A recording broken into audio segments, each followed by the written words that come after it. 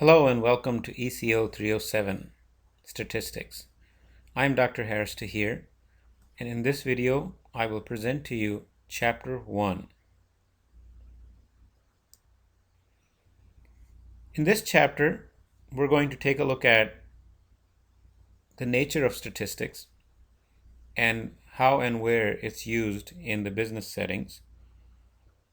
We would take a look at the nature of the data and why data is so important. There are two distinct branches of statistics, descriptive statistics and inferential statistics. We're going to explore both branches and what are the differences and similarities and where one is used where the other one is used. And we're also going to talk about ethics and statistics.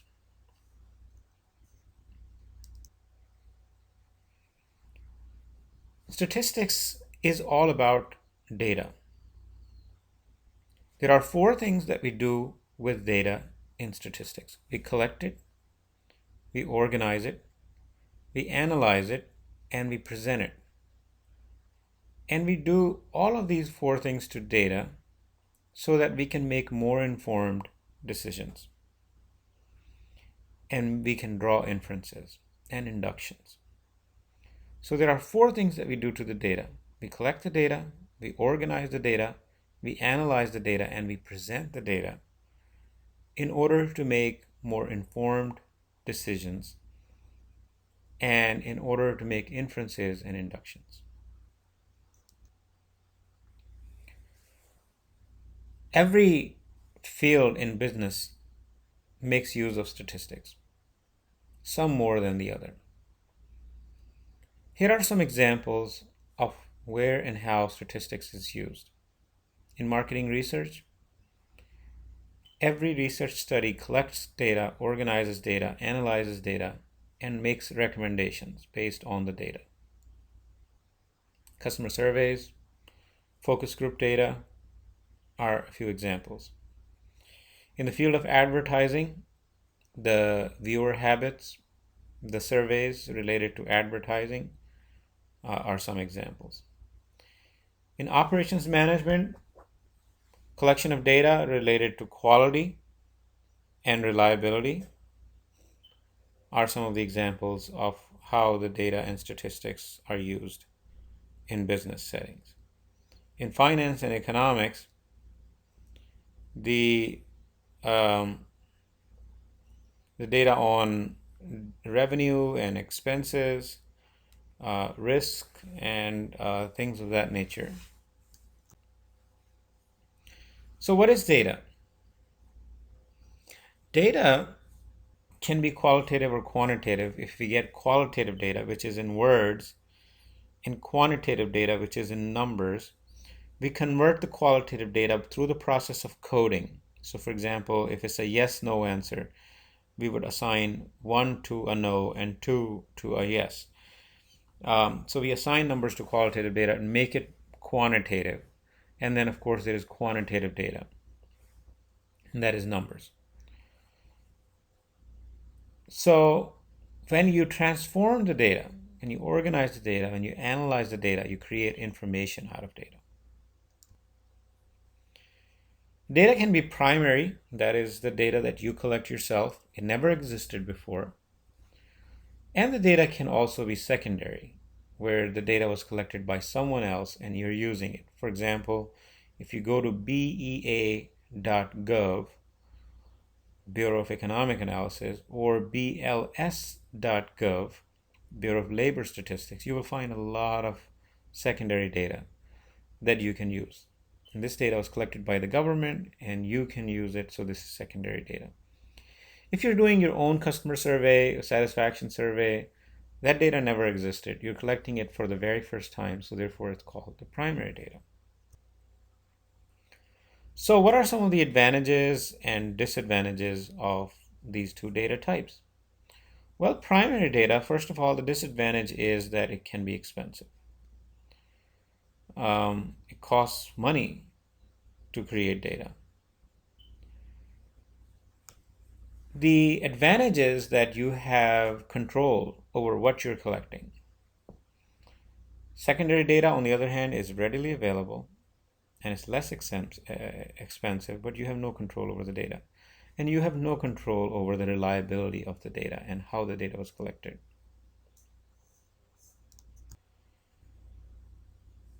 So when we collect primary data, we can collect it through observation. You can stand on the side of the road and count how many cars are passing by and record that through an observation.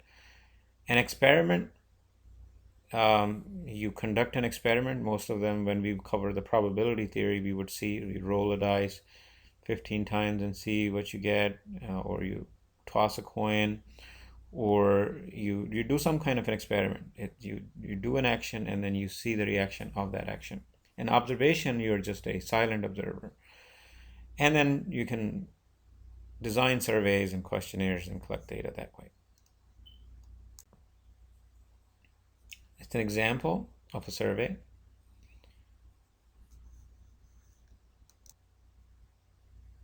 There definitely can be bias.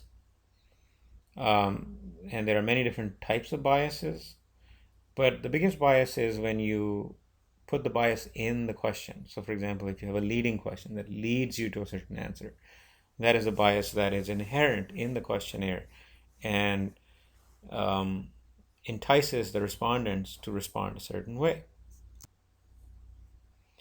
The data can be qualitative or quantitative. We talked about that. Qualitative data is in the words, and you code it to make it quantitative. And the quantitative data is in numbers. There are 4 different levels of data: nominal, ordinal, interval, and ratio. And this is the order of the sophistication. Nominal is the least sophisticated type of data, whereas the ratio is the most sophisticated type of data.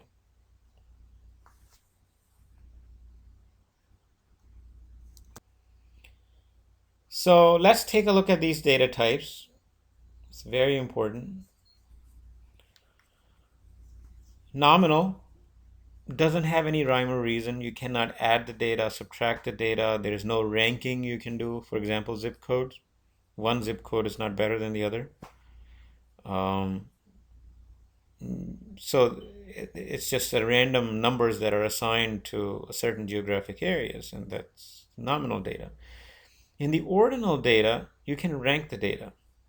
So for example, education level: 12th grade education, 16th grade education, 8th grade education, doctoral degree.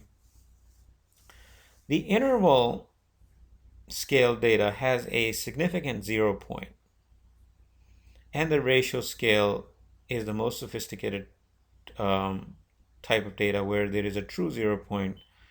And the interval scale, there are meaningful differences. You can go very near the 0, but there's no 0 point. There's no true 0 point for that. The data can also be time series or a cross-sectional data.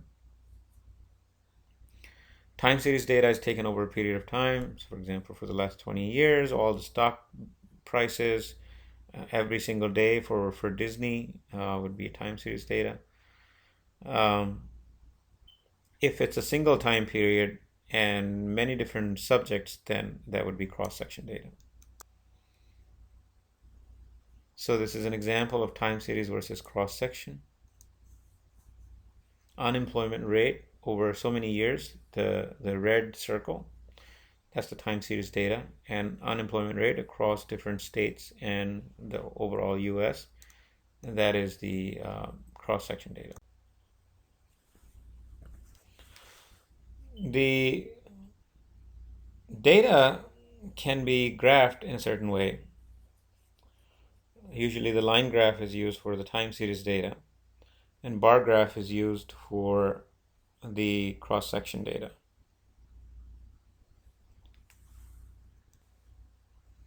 Now let's talk about the 2 different distinct branches of statistics.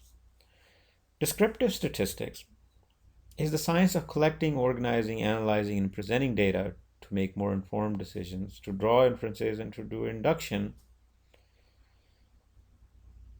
without making any judgments, without making any estimations. The inferential statistics, you take data from a population, which is a whole, like for example, all of the US, you take 50 people, and that's a sample, and you take the sample out, you observe it, you analyze it, and then you make predictions and estimations about the population where the sample came from.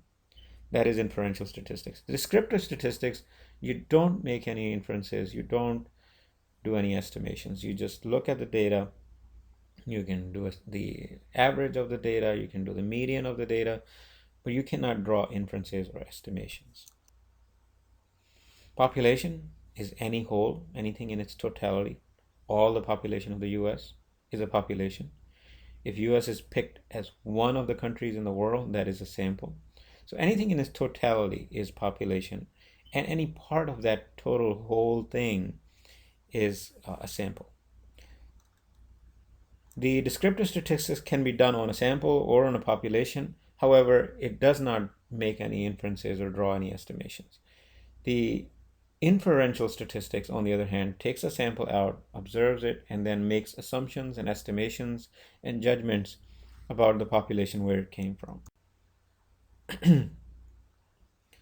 So any numbers, any calculations that you do on a population, they're called a parameter. Any calculations that you do on a sample, they're called a statistic. And most of the time you're running numbers or calculating things on a sample, therefore the word statistics. So in inferential statistics, again, you take a sample. So for example, select 100 students out of the Immaculata population and observe their love for Immaculata University on a 100-point scale.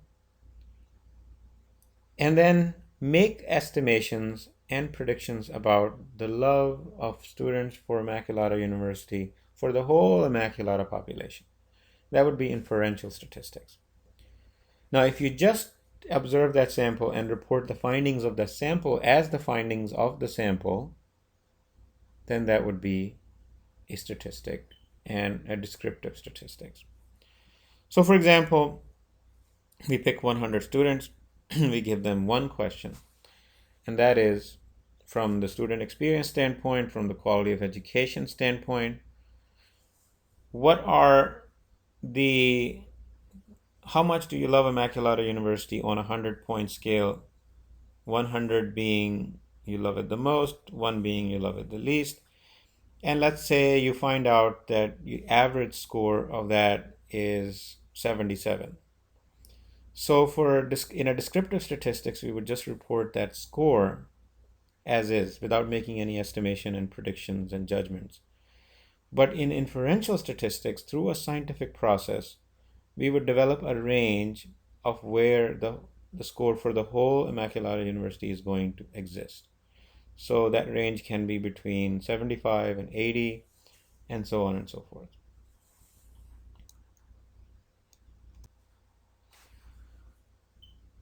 So in the inferential statistics, you take a look at this example. You draw an inference that per box we're giving away 18 ounces of cereals. Select a random sample. Let's say you're producing 1 million boxes of cereals every month, and you draw a sample of 100 boxes. You empty them out and weigh them up and divide it by the 100, which is 100 boxes, and you find out that the average amount that you're giving away is 18.2. Here, that is a descriptive statistics, 18.2 for the sample of 100 boxes. Now, if we apply some techniques in the inferential statistics, we can find out what is the chance that we're giving away more than 18 ounces of cereals in every box for the whole population, entire population. And that scientific process uses the inferential statistics.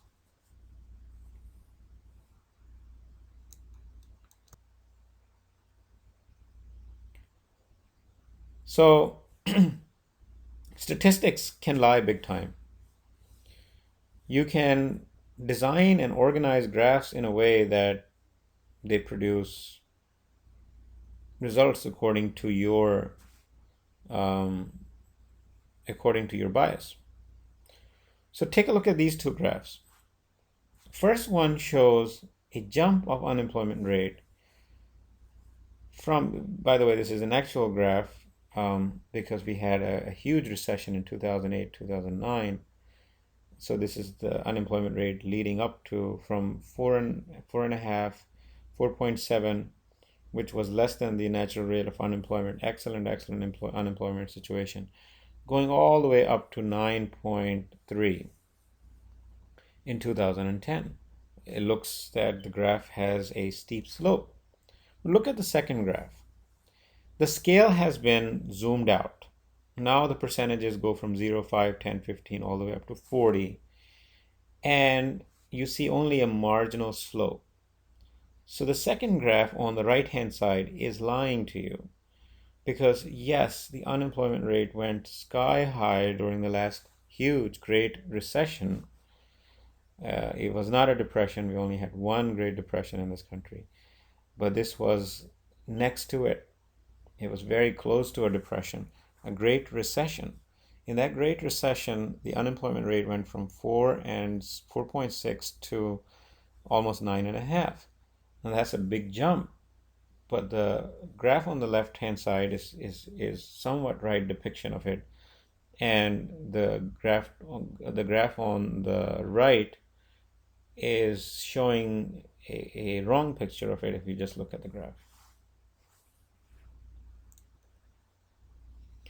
So in this chapter, I introduce you to the concept of statistics and how statistics is used in business situations, the two branches of statistics, descriptive statistics and inferential statistics, and the nature of those two branches, why data is very, very important, what are the different types of data, primary, secondary, quantitative, qualitative, and then the different levels of data, the four levels of data. So I hope that this would give you a good start, and I would like you to read chapter 1 comprehensively and respond to the assignments and discussions that are in week 1. I'll see you next week with another video of the chapter for the week.